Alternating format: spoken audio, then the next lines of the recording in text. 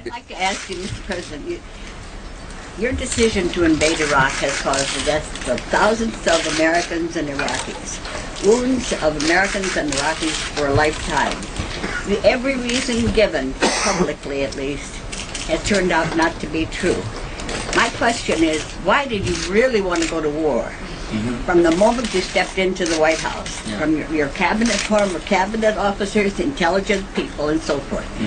What was your real reason? You have said it wasn't oil, quest for oil. It hasn't been Israel or anything else. What was it? Yeah, I think your premise, and all due respect to your question and to you as a lifelong journalist, is that, you know, I didn't want war. To assume I wanted war is just flat wrong, Helen, in all due respect. No, hold on. My attitude about the defense of this country changed on September the 11th. When we got attacked, I vowed then and there to use every asset at my disposal to protect the American people. Our foreign policy changed on that day, Helen. You know, we used to think we were secure because of oceans and previous diplomacy. But we realized on September 11, 2001, that killers could destroy innocent life. And I'm never going to forget it. Part of that meant to make sure that we didn't allow people to provide safe haven to an enemy. And that's why I went into Iraq. Hold on. I think this is the worst press corps in terms of covering national and international news that I have participated in. Everybody with a laptop thinks they're journalists. That's a problem. But the press corps obviously gave up its only weapon, which is skepticism. They played ball. They went along with everything the White House said from even before 9/11. Go into the press room almost day one when President Bush took over, and all of a sudden, out of the blue, from no reason, Saddam Hussein is on the radar screen. You say, what did he do? What is this? What's going on here?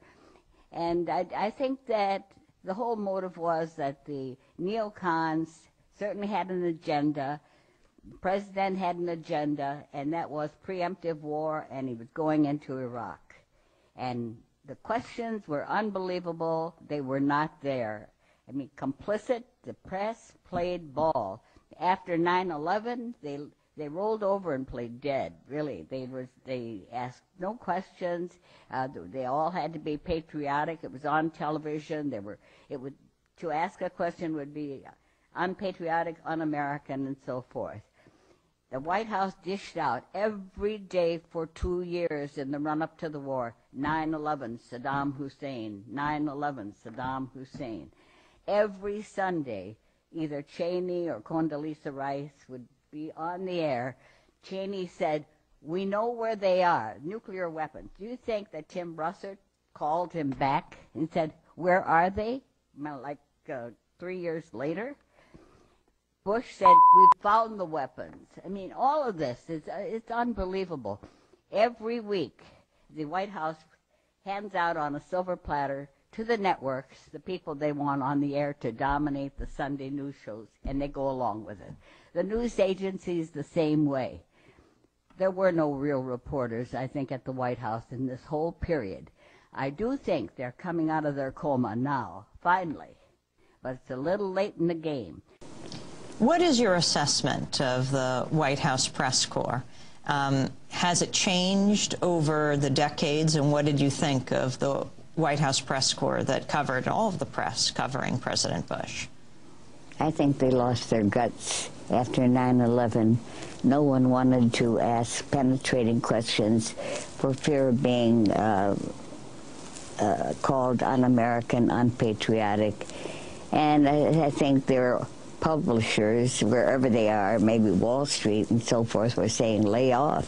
You know, we're all Americans and we have to stick together no matter what.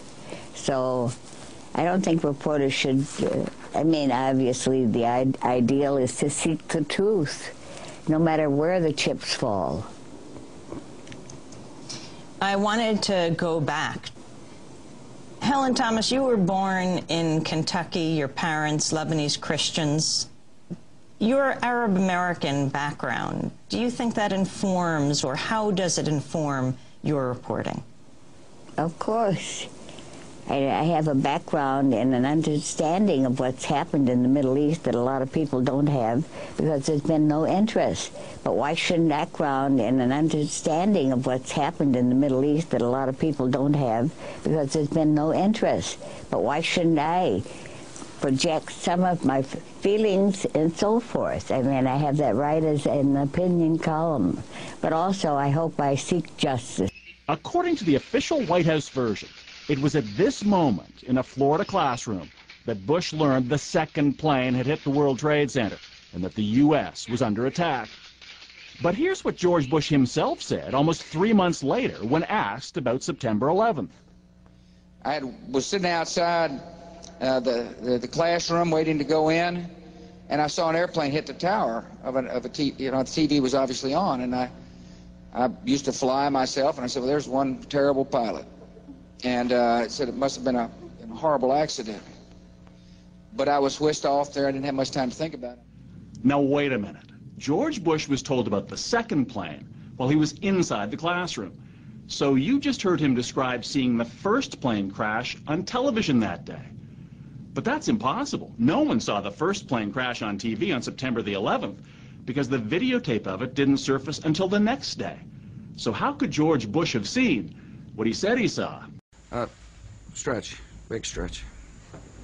I'm sorry. Mr. President, I know you said there'll be a time for politics, but you've also said you wanted to change the tone of Washington.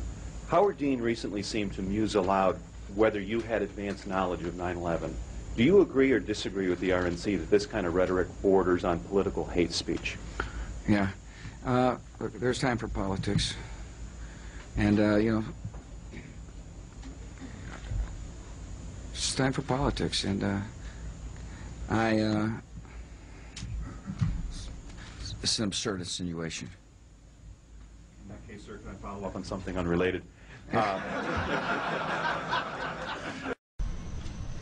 That is valuable information for those of us who have the responsibility to protect the American people. He told us the operatives have been instructed to ensure that the explosives went off at a point that was high enough to prevent people trapped above from escaping.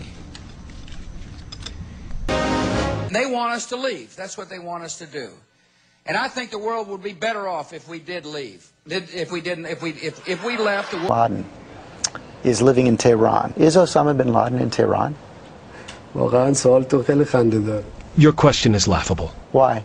The U.S. government has invaded Afghanistan in order to arrest bin Laden. They probably know where bin Laden is. If they don't know where bin Laden is, why did they invade? First, they invaded. Then they tried to find out where he is. Is that logical?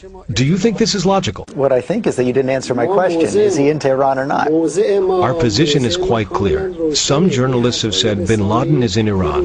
These words don't have legal value. Our position towards Afghanistan and against terrorism is quite clear. Is it true or not? Maybe you know, but I don't know. I'm asking you, you're the president of Iran. I don't know such a thing. You are giving news which is very strange. Would you expel him? Would you arrest him? I heard that Osama bin Laden is in Washington, D.C. No, you didn't. Yes, I did. He's there because he was a previous partner of Mr. Bush. They were colleagues, in fact, in the old days. You know that. They worked together. Mr. bin Laden never cooperated with Iran, but he cooperated with Mr. Bush. I'll ask one more time. Any comments on Israel? We're asking everybody today. Any comments Tell them on to Israel? get the hell out of Palestine. Ooh. Any better comments than that? Helen is one. Remember, these people are occupied, and it's their land. It's not German, it's not Poland. So where should they go? What should they do? They go home. Where's the home? Poland. So the Jews, Germany. You think Jews go back to Poland and Germany? And America and everywhere else.